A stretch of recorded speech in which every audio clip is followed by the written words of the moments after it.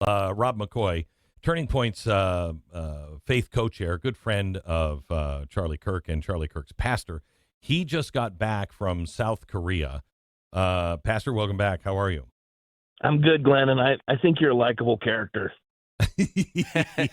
Spend some time, get to know me. Come on, come on. Um, let's talk about what you experienced in South Korea. We talked, I think, a week ago, or maybe a little longer, where they're starting to. I mean, it's bad. I talked to the pastor's son last night from Korea on the TV show, and it is really becoming dystopian and authoritarian over in South Korea. Yeah, it reminds me of the Hemingway novel, The Sun Also Rises, where he said it happened gradually, then suddenly, Yep. and that's what's happening in South Korea. They've packed the Supreme Court from 14 justices. Now they're going to 30. It's no longer rule of law; it's rule by law. Yes. And they just arrested the communications commissioner. It's awful. I mean, I met with Assemblywoman Na, who was a previous judge, and she's the longest-serving Assemblywoman in the Conservative Party, and she's fearful. I mean, they're making a hit list to get all these people arrested, and we're losing an ally rapidly. Yeah, and if we lose that ally, we don't really have a way to protect Australia, New Zealand, Japan. I mean, that is a massive strategic area for us, and that's not my first concern, but it is a very large concern.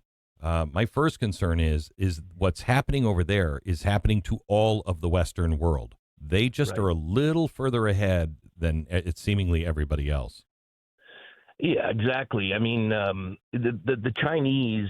So we took a flight after I had spoken in Pastor Sohn's church in Busan, and then we flew into Seoul to meet with some folks and also do a protest in front of the courthouse for Pastor Sohn. But on the plane, it's interesting. That day they had lifted all visa requirements for Chinese, and the Koreans are the most polite people on the planet. And we get on this plane, it's packed. And as we're getting off, they're bum rushing to get off the plane. And they said these are all Chinese people, and that if they're there, I think it's 4 months. They have the ability to vote. China's invading without any shots being fired all of South Korea, and Pastor Sohn is a rarity in that country in that he's standing in opposition to it. And most of the pastors are silent. They're starting to get encouragement, and they're starting to stand. And we did have a good attendance in the protests in front of the courthouse, but we got a lot of work to do to get these people awake. Like I said, we're going to lose an ally, but more importantly, this country's going to fall to communism. That is so crazy to think. I mean, when we think of North Korea and what they've gone through and how close of an ally and how they are for freedom and they understand North Korea, they have just this new regime has come in and done everything that has been tried to be done in Europe by just opening up the borders, except they're opening it to communist Chinese, and it's just slipping away so fast. How long do you think before it's done? Well, you know, I met with some business leaders. I met with politicians, and the greatest stopgap we have, and I don't know if the administration knows this. Glenn, you're in the book of Who's Who. I'm in the book of Who's He. I'm not a political operative. I don't know, a lot of big names. But I do know that I don't even think we have a South Korean ambassador appointed right now. We don't. And the greatest stopgap we have is tariffs. If the president can establish two-tier tariffs by simply saying, look, religious freedom and no arresting of the opposition party, this will be your tariff. If you don't, this is what you're going to get. And just smoke them because these business owners want their country back. They're willing to take a hit because they're watching the country evaporate before their very eyes. And the president can do that with these tariffs. He did it for two reasons. One is to bring manufacturing back, and two is to have political leverage. And this country needs help. They've been our greatest ally. Real quick, I spoke in Pastor Sohn's church on that Sunday, and it was to the day, the 75th anniversary of the UN forces liberating Seoul from the grasp of the communist Chinese, and here we are, we're giving it right back to them because we're sound asleep at the wheel. You saw the pastor for what, 10 minutes with his son for the first time wife. since he's been arrested. What was that like? You know, the man is amazing. I go in there and I sit down. His wife is there, and she's strong as can be. She reminds me of the Korean equivalent of Erica Kirk. But she hasn't lost her husband. But here he is in prison, and he just said, "I'm standing strong." And I told him, I said, "Pastor Son, you're the freest man in Korea because you're here in obedience to God, and obedience to defiance to tyrants is obedience to God." And he's doing that. And then I told him, I said, I came here because you're my friend, but more importantly, to fulfill a promise for Charlie. And this, I've never seen this man cry ever. And you don't cry in Korea. And he broke down crying. And his son even commented to me, "I've never seen my dad cry like this. This is unbelievable." Yeah. He told me that to me Charlie, last night. He said, my father broke down in tears. He said, I didn't know what to even think. I've never seen him cry. Yeah, but he even said, "I'm on a mission trip," and I said, "You're probably gonna have to stay here until the church wakes up." And he says, "As long as it takes." He's committed to getting his country back, and most of the folks I talked to, I said, "Look, you guys are going to be political dissidents if this doesn't hold out." And they said, "We're not leaving our country. We're going to fight for it." God gave us this country. It's important to us. It's important to America, and I wish our government would wake up to it, which I hope they will. And churches, because of your help, Glenn, are waking up. A lot of pastors want to go over there, but the current president has now outlawed foreign protesting. He's doing everything he can to just stop any opposition voice. And I'm surprised that I got out of the country because I turned to the police and I said, "Look, Romans 13 says you're a minister of justice to execute wrath on those who would do evil. You don't point your gun at those who are doing good. You're here to protect the people, not enslave them." And then I walked right through with my friend Stephen Martin, Pastor Stephen from Texas, and we walked through those police officers, looked them right in the eye after I said that. 5 of them were looking at us like, "Thank you," and the others were bowing their head in shame. They're in a lot of trouble, and we got to pray for them, but we also have to activate as a government. I'm going to call the president either today or tomorrow.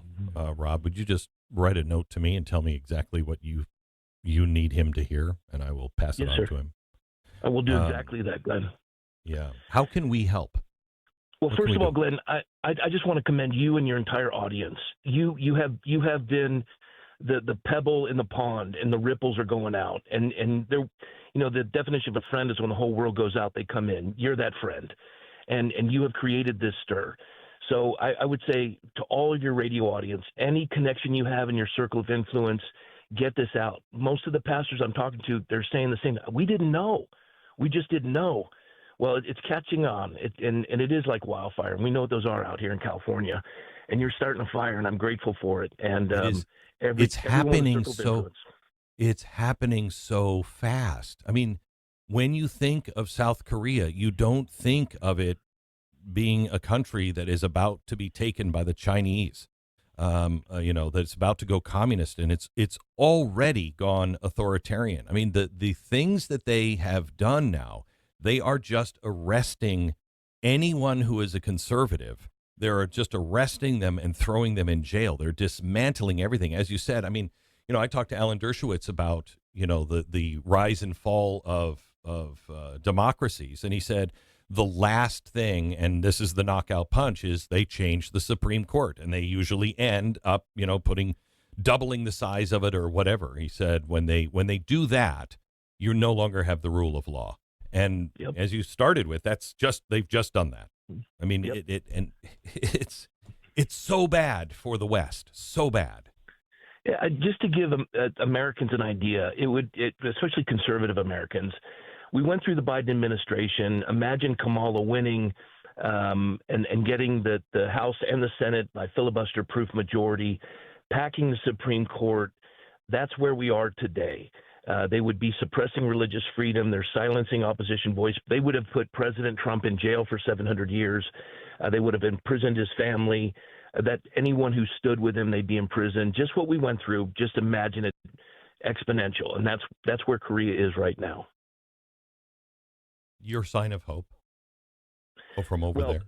How are yeah, let me ask sign, you this. The yeah. people that did and I don't even want to mention names, but I had one of the young ladies in my office, and she said, we were part of this, Charlie. We brought Charlie over, yada, yada. And I said to her, you're going home and you might be arrested. She said, oh, yeah, I know, but I have to go home. How Yeah. are they feeling? How is that movement? Because of that young lady's work and these young people, there were certain times where I'd be in a large mall in Seoul or I'd be in Busan. People would come up for autographs because they had seen either the church service or they had seen YouTube videos produced by a number of, outlying non-traditional media that we had done there, and they were coming up for autographs. They wanted a picture, and it's young people. They want their country back, and they're looking. They started a movement there, and pastors are waking up as well. So my hope is that there is 20% of that nation that is committed to doing anything necessary to stand in opposition to this, even be put in jail, and we've got to come and help them. And I told him, I said, look, Churchill was completely surrounded. All of Europe had fallen, and he held on in Great Britain until America entered the war. Hang on. I'm going to go back and do my best.